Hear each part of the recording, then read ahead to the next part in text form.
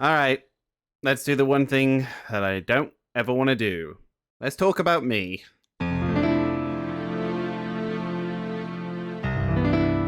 I sort of wanted to make this video to sort of tell you guys who I am and what I'm about. I don't think I've ever really done these before. I tried to do a draw my life thing before and it did not work out. So this is probably the better way to do it. It's probably better coming from me to you. So if you want to know more about me, this video is for you. If not, then well, enjoy my other videos if you do enjoy them, I hope. But if you're sticking around, then I'll try and make this as quick as I can. So thank you for sticking around if you do. So as many of you may be aware, my name is Farniro. The name came from, well, my previous alias, which used to be called the Almighty Farseer. We'll get into the reasons to why I chose that name a while ago. But I basically wanted a name that sort of sounded a bit like Farseer, but wasn't too far from it. So I just decided one day that I was like, what's a good name to add on to the end instead? Farniro? Yeah, that sounds good. That's it. That's the origin of my name. There's nothing magical about it. that's how I came to be. And weirdly, it's a very original name. No one else has really ever gone by it. Like very rarely, if so. So I guess I looked out on that. So if we're going down memory lane, we need to start from the beginning. I was born in the year 1989. Yeah, I'm old, okay? Don't at me. So I was born, and this is sort of why I hate talking about myself. It almost sounds like a bit of a sob story for at some parts. But hey, this ain't a sob story. This is just the truth. This is just what happened, okay? My dad wasn't around, okay? When I was born, my dad was off getting drunk. When I was younger, he was quite an alcoholic. Anyway, so moving on from that, aside from my dad not being around, I have a very close family, or I would say had. Things have changed over time, but at the time, when growing up, I had a very close family.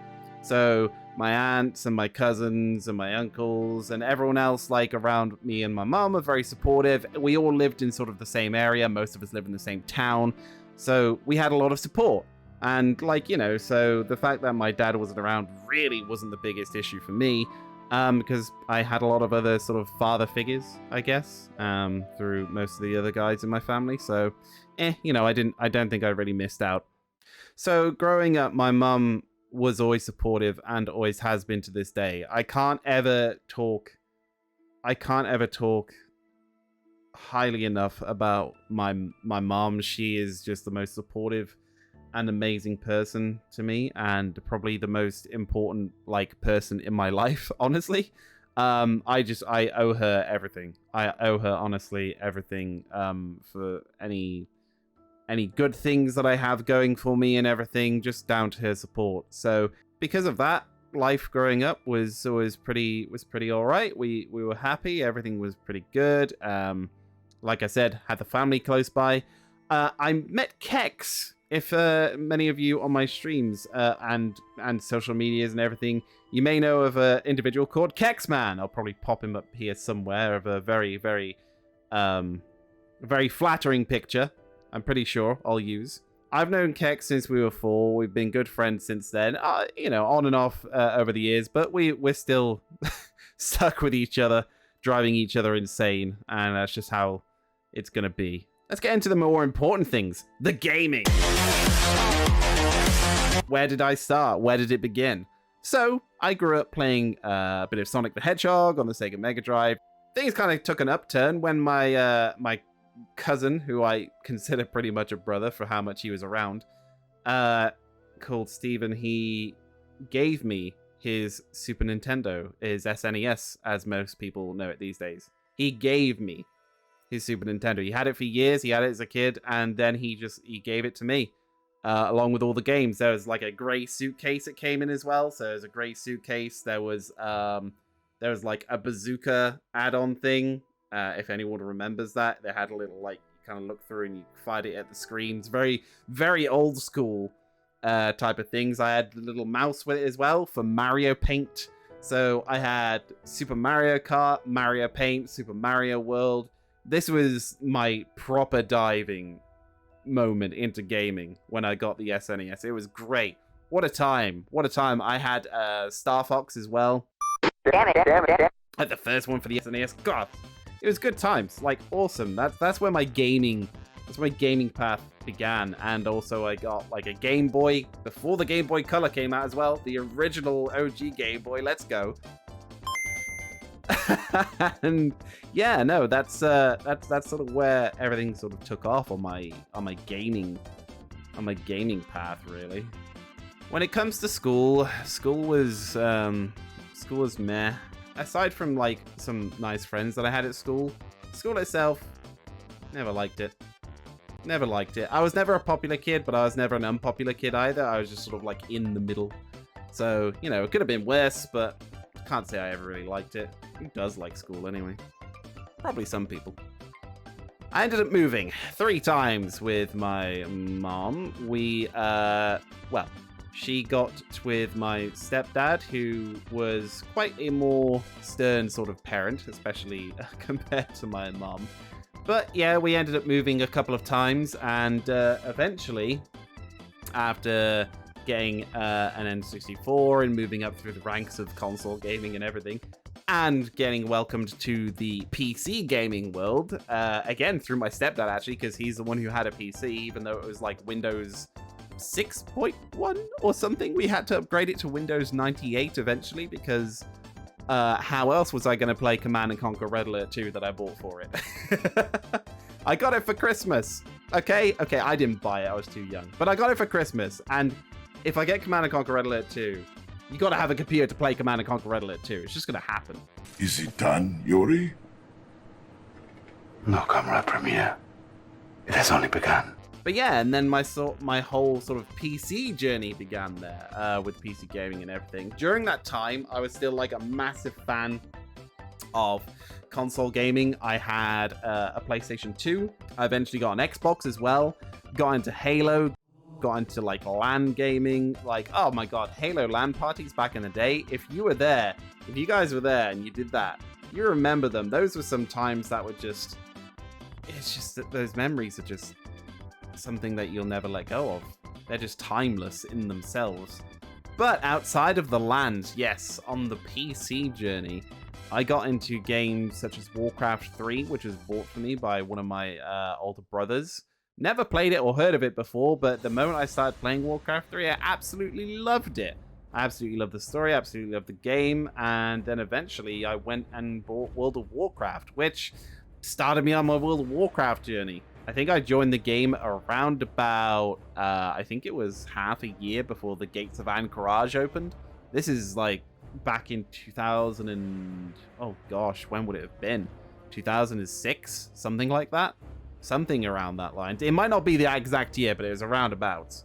But I also hung out with my friends as well. We used to go and do airsoft games with each other. We had a friend who owned, or parents rather, owned a farm, so he had some land for us to go out and play airsoft. I don't know how you would kind of categorize that. Play airsoft games, fight with airsoft, like how, I don't know how you kind of categorize that or explain that, but you know what I mean. We had airsoft guns, we went and had fun, it was great times, and so, you know, I got out a lot more when I was younger, I'll say that. So I went out, played airsoft, played Halo LAN games, was getting into PC gaming. School was still shit, but, you know, what a good time. What a good time we were having. Right, now we get to the bits which are annoying facts, which some still hold true to this day. I live in a small town. There are disadvantages to living in a small town. One of them being that you're very limited on what kind of jobs you can get in a small town. This is the difficult part where I'm like, oh, again, sob story. But no. This is just a fact. This is the facts of my life. Even getting a part-time job was sort of weird. I eventually did grab one here or there. Nothing really worth of note, but, you know, I gave the job situation a little bit of a try, but I actually went straight to college from school. I decided to go to college. Here in the UK, college is sort of like the little stopgap between school and university. And so it's sort of quite casual. It's like much more open and free than school is, but it's not quite university sort of levels. So I went to college for 3 years, and I did IT and media. They made a new course called e-media. I think it was for electronic media or something like that. And I was one of the very few students who passed. I think there was about 14 of us in the class or something like that, and there's only about 3. I think it's about 3 or 4 of us passed. I was one of them. College was awesome. I made some really great friends at college, and I remember distinctly one day that sticks with me when it was just on a warm summer day, and it just seemed to be a perfect day. Outside the front on the college campus, there was like little mounds or hills, I guess you would put them as. And me and my friends in our group, there's a couple of us, not all of us, but a couple of us who I was good friends with. We were all just sort of led down in the grass and just chatting. I remember staring up at the sky as we were talking, and I was thinking, life feels good.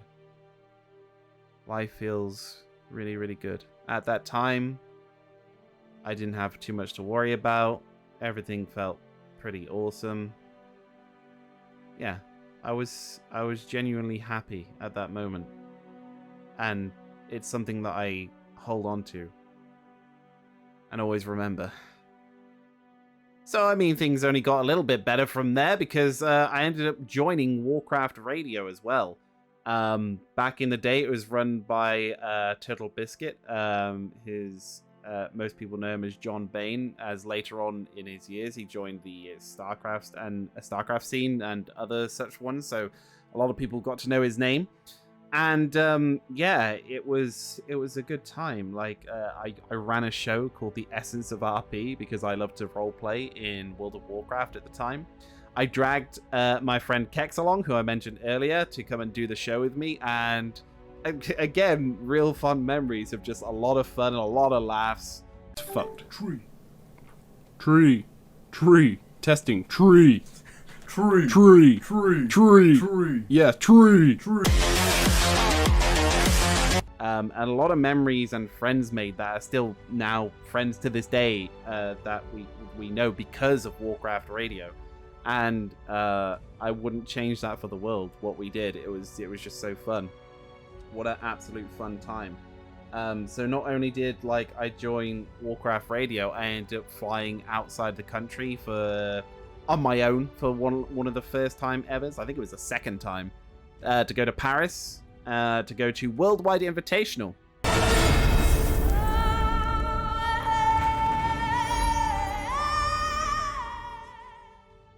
I was there for the announcement of Diablo 3. Now, this was kind of disappointing to me in a way because I didn't care for Diablo. And I played it, but I didn't really care for it. I wanted to know more about Wrath of the Lich King at the time. I was just disappointed there was not more Wrath content going on. But, I went for the event. It was a good time. And, yeah, I went there with a couple of friends. It was awesome. It was pretty awesome. Eventually, Turtle Biscuit wanted to move on from Warcraft Radio, which he did and made a big success of himself. But because of that, management sort of shifted and things changed at Warcraft Radio. And so we changed Warcraft Radio to Original Media for Gamers, where it was a backup site that had been in place for years as an idea for Warcraft Radio to expand. And so when the whole thing for TB moving on happened, we decided, hey, you know what? This is a good time to kind of do that. So we did. When World of Warcraft Cataclysm came out, we released a site just before that, or just on it, and we gained quite a bit of traction. It was really, really, really successful, and it was doing really well. And then management decisions kind of pushed it away. Pushed it down a hill. Let's just say that. So then I moved on from OMFG, and I moved on to Versus the World Productions, where I continued my show for a little while. And then I moved on to Tor Radio, run by a friend of mine, Tor and Tom. And eventually, after that, I did a few podcast episodes and put them up on YouTube. And then I stopped. And Essence of RP stopped because I just didn't feel that I could do it anymore. we just ended. Kex had left a season or so ago to do his own thing, and I continued the show with me and my partner Zai at the time. And yeah, I eventually just ended the show. It just felt right. It just felt like I was really trying to keep it alive, but it wasn't working out in the end. It just wasn't working out. Every time we moved from website to website, I just lost more and more viewers, and the regulars just kept missing where to find where we were going, and it was a losing battle in the end. So we just stopped. I just stopped. But speaking of my partner's eye, we did meet in World of Warcraft as well during the Burning Crusade time. And you know, 15 years later, we're still here. You know what I mean? Things are changing now, but like we've been together through like a lot. We'll get to more of that in a moment. But at that time, around that time, not long after I met my partner, I also met my good friend Chris, who you may see in some of my content as well, Chris Vuh'uni. June, after all. Kai June.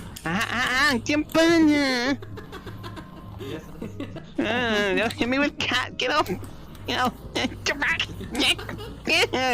I met him such a long time ago as well. We've been friends for what feels like forever. At least like half of my life we've known each other, which is insane. But yeah, that happened as well.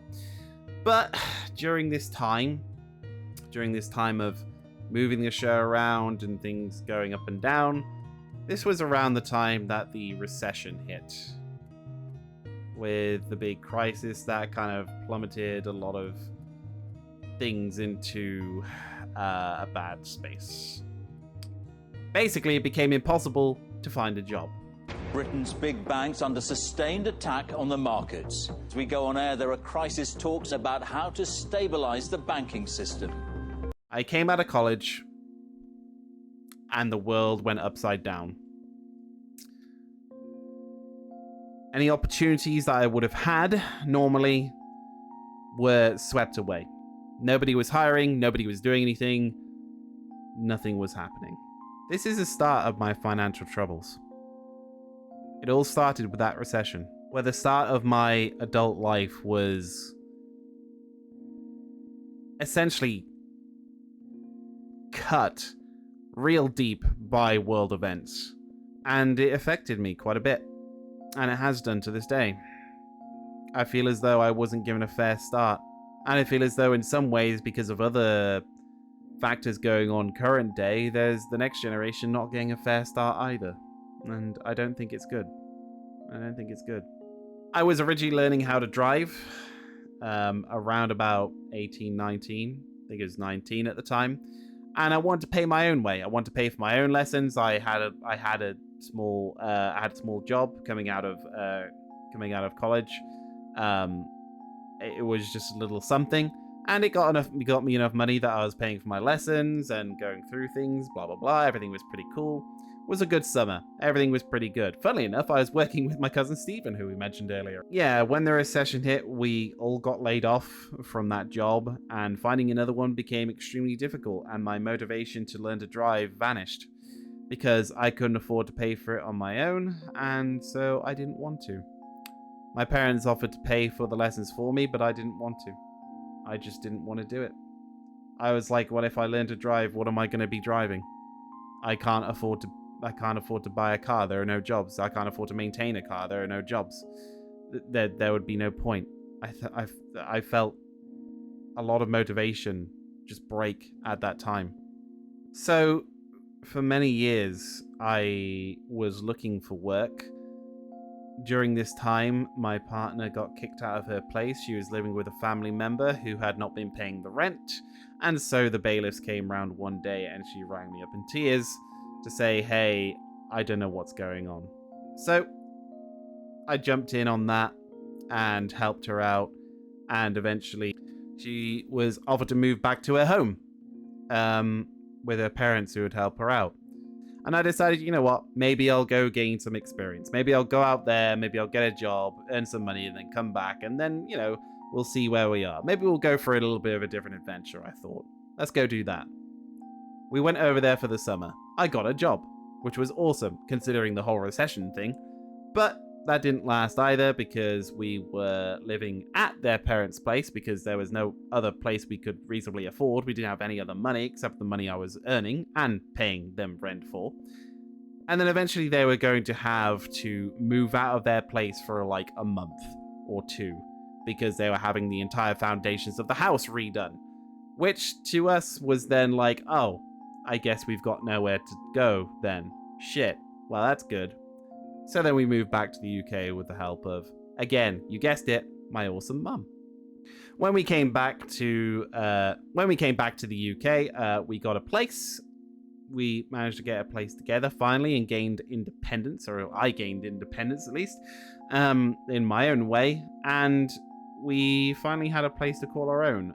We had landlords, which were assholes, and it didn't go down well. And after a year, they were eventually wanting to kick us out so they could move another couple in and also increase the rent. So the new couple that were coming were paying a lot more on the place that we were in, even though we had complaints about it because there were issues. But never mind. From that, we found a much better place, which we currently still reside, which is awesome. Cheaper, better, bigger, and yeah, we kind of fell on our feet when it came to finding a new place. Finding a new job, however, that proved to be a lot more difficult. For years, and I do mean years, I was looking for a job. Along with thousands and thousands of others in the UK, I was stuck trying to find a job. Now, do you remember I said I live in a small town? There's not many job opportunities?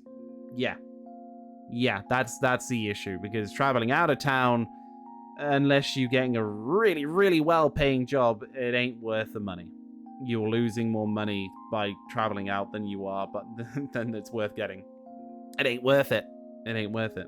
So it took several years to get a job, and finally I did get one at everyone's favorite brand, Subway. Hooray! What do you mean I can't have cum on it? You know what? At the time, let's be real. At the time, there was like some really cool people there. So when I first arrived, it was sort of okay.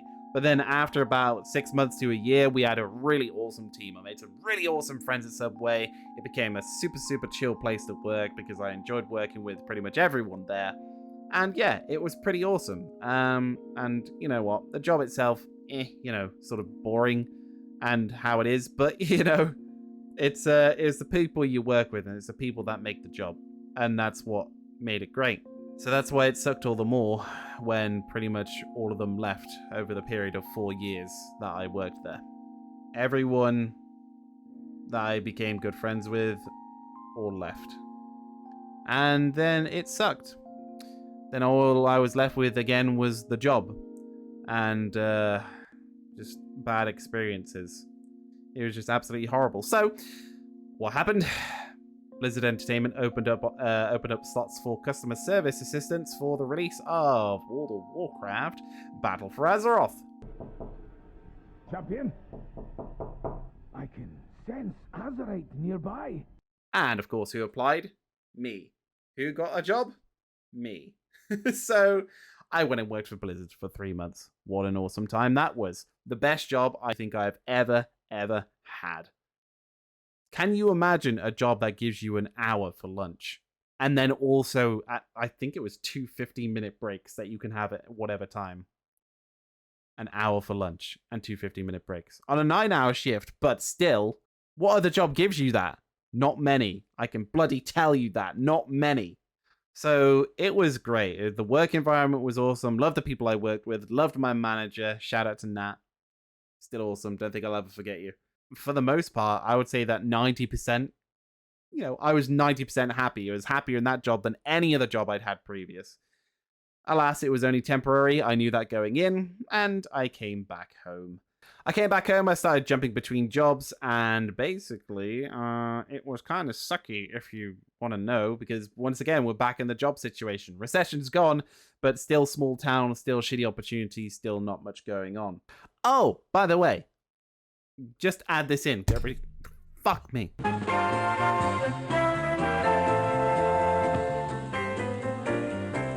When we returned from being away on the Channel Islands, that's when I actually ended up joining the furry fandom properly as well. Before then, I'd only been like sort of friendly towards the furry fandom. I knew it existed, it was sort of a cool thing, but I never really embraced it. But then I did, and I never looked back. There have been some amazing, incredible friends I have made through the fandom, which I would never, ever, ever want to take back. It's been quite an experience since I've been part of it. And I felt like I properly, you know, belonged somewhere. Like, I love this.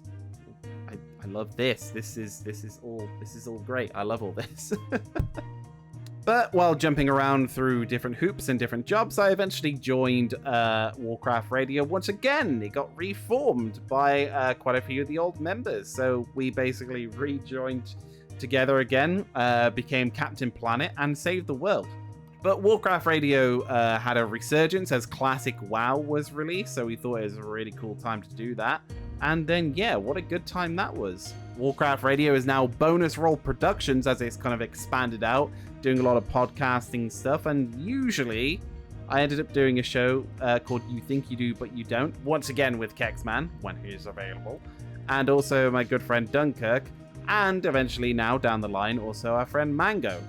We are now taking a current break at the moment as of recording this video because getting them together to record an episode is harder than herding a bunch of goddamn cats. I also started streaming a lot more once I returned home as well. And it's now been around about more than 5 years of streaming goodness on Twitch. I'll be honest about it, as we're being open in this video. I feel as though for the amount of years that I've been streaming that I thought that I'd be a little further along by now in terms of growth or just, I don't know, just in a feeling. Don't get me wrong, I'm very appreciative of what I have. I love my community, I love everyone who supports me, and I love all of that. But it does kind of bother you somewhat when other people come along and just explode and surpass you in not even half the time that you've been doing what you've been doing. So, current day, I'm still streaming on and off at the moment, so as we're trying to get through some video content that I'm trying to make for YouTube and TikTok. My TikTok I recently released, which is taking off, and I am, again, super appreciative of everyone who's enjoying the videos I've put out. Absolutely. It's the first time I've felt like proper, like, whoa, holy crap, this is growing, like, insanely. Like, probably ever. This is the first time I felt like it. So honestly, to all of those of you who have followed me on TikTok and have commented and have shared my video and loved it and everything, thank you to all of you for doing that, because you've made me feel happy, and you've given me hope during a low time. I'm gonna be real. I'm not doing too well. Let's be real. We got to the end of the video. Oh no, Farn's being depressing. No. That's me. That's Farniro. Hopefully the video is edited down into some more easily digestible chunks than I have portrayed here, because in this world right now, I've just ranted things here and there. I forgot things, so hopefully I'll put them all in order. All that good stuff. And if you have gotten to this part in the video, thank you. Thank you for listening. I honestly do appreciate it if you have made it this far. It does mean a lot to me. And if you do like my content and you want to help support me, please follow me on my socials on Twitter, Twitch, TikTok, here on YouTube. Hit the subscribe button and spread the message about me. I super appreciate it. And thank you to all of you. Thank you so much.